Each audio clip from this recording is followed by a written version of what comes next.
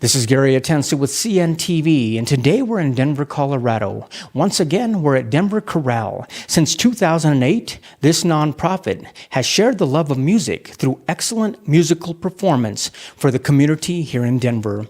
I'm here with the founder, artistic director, Valerie. Thanks again for joining us.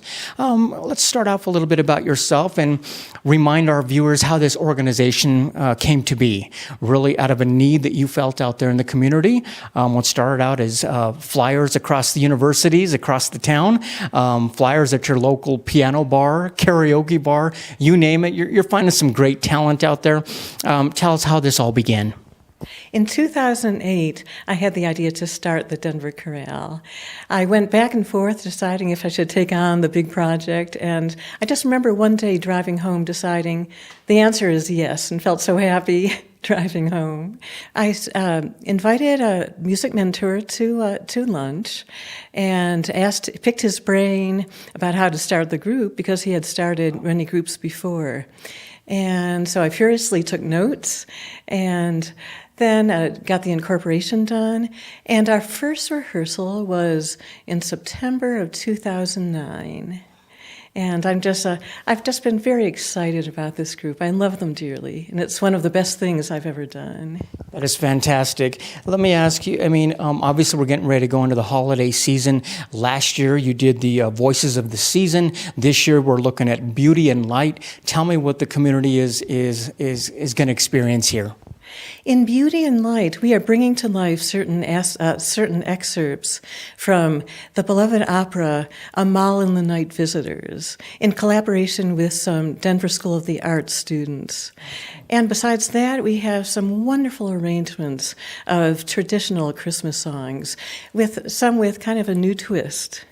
I like that. Quite honestly, one of the missions of your organization here is really to engage the community, engage the people. Do you think that holiday music makes it even more so easy for people to want to kind of sing along and engage in the music? I think so. First of all, people are wired to sing. And years ago, they sang around the spinet in the family room, maybe in the barber shop. They don't do that so much anymore, but it's so important to sing. People will get up and do karaoke, maybe after a couple of drinks to get the nerve. They still sing in the shower and things like that. But singing has always been important to us. And around the holidays, for sure, people are looking for performances like these.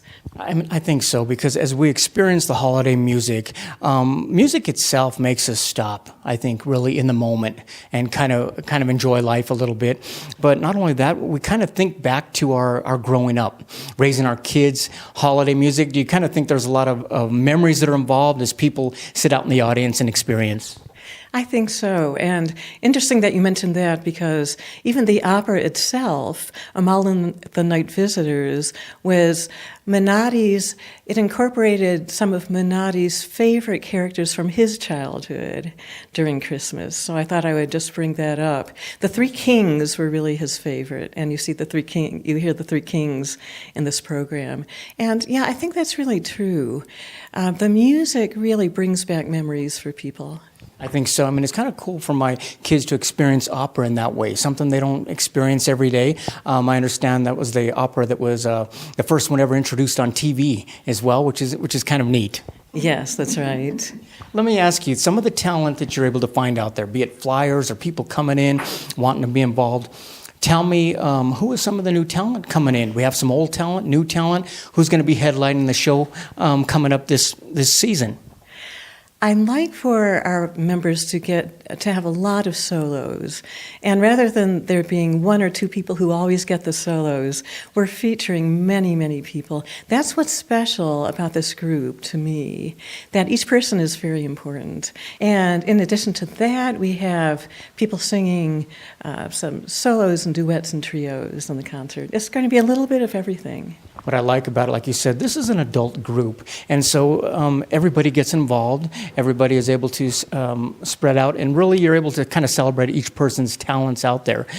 Share with me a little bit as far as when people want to get involved. How does an audition take place, and how often does that happen? Is that once a year?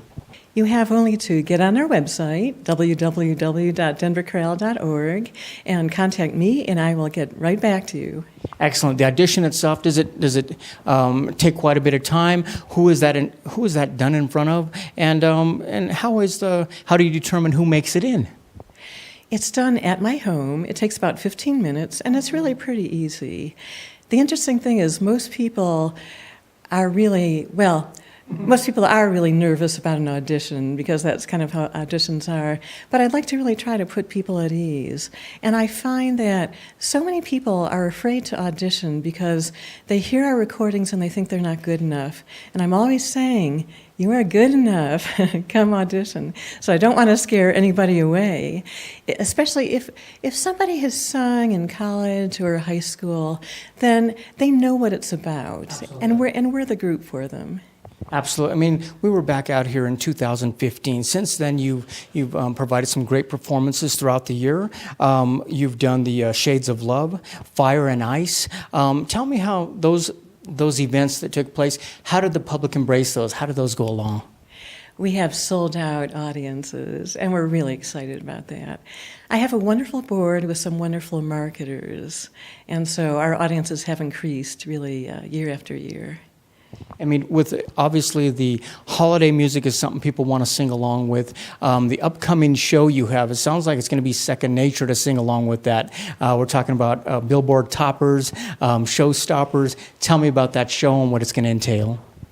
Well, I don't want to spill too many beans. We're still looking at music.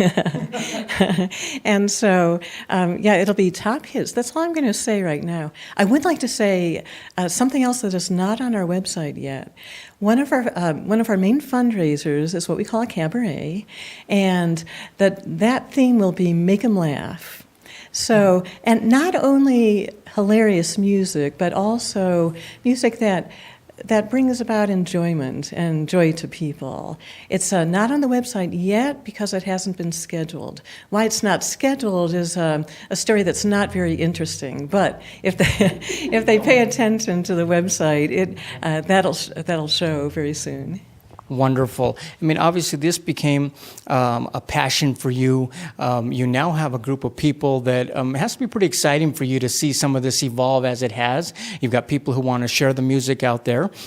Once again, somebody out there who feels a little intimidated by wanting to join a group like this. Like you said, if they've done some singing in the past, they probably should come in, do an audition, and it's not a lot of high pressure, but a great deal of fun once you get involved. Right, and really, I'm very nice in an audition. That is great. Viewers, take a look at the bottom of the screen right there. What you're going to see is their website. First of all, on the website, learn a little bit more about this nonprofit organization. You can also take a look at the calendar there, see some videos, see some clips from past performances. You can also check them out on Facebook there as well. Once again, remember, if you're someone out there that wants to support this type of thing, please get involved. And not only that, but support the partners and the sponsors that make all this possible. For basically people who want to get involved, what are the different ways they can get involved to support your program? They can join our board of directors. If they'd like to donate, we'd really appreciate it. We are a 501c3 nonprofit, so all donations are tax deductible. They can go online and donate or come to one of our fundraisers, like our cabaret. And also, the school that hosts us is Accelerated Schools. It's in a historic mansion, the Fitzroy Mansion, and they've been very good to us. 6 years ago, we were looking for a new rehearsal space, and when I saw this upstairs, I said, this is it, I'm in love. What do I need to do to get my choir here? And so what I did was start a music program for Accelerated Schools, and in exchange, they let the chorale rehearse here for free. And then as time has gone on, now I'm on the staff at Accelerated Schools, and the situation's a little different. They continue to be just as hospitable, and this collaboration has been just wonderful. That is great. I mean, this whole program for you has got to be like your idea of giving back to the community. I mean, this the performance you have coming up, you're going to actually tie in some students as well. Has that been kind of exciting for you to experience? This school has amazing, talented teachers here and a very diverse student population. They are in grades kindergarten through 12th, and kids come here from many different countries. What's so special about the school is that the teacher-student ratio is 1 to 7, and so every student really gets their individual needs taken care of. Excellent. I mean, from performances year-round to the singing of the national anthem at Coors Field or to Mile High. I mean, does the music still move you? Not only if it's a large place like that or even a small auditorium, is it still something that really kind of brings joy to you, and you hope that's what people are experiencing out there as well? It absolutely does. For a musician, the music never ends. It's kind of like asking yourself, am I tired of breathing? Well, no. Music will just go on, and so will I with the chorale.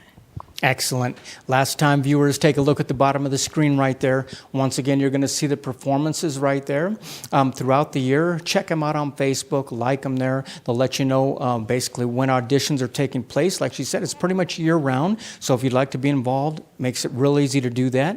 And check out the different performances since back in 2008. That is the Denver Chorale, singing to the city.